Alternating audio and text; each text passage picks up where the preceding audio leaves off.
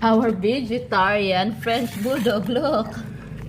Look, they like squash and sayote. Mr. Snur, no. They had already their dinner.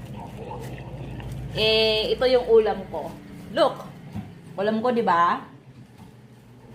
Bye! Gusto nila. You like it? May. You like it? What's this? Wait. Oh, sayote and squash. Actually, guys, it's their favorite squash. And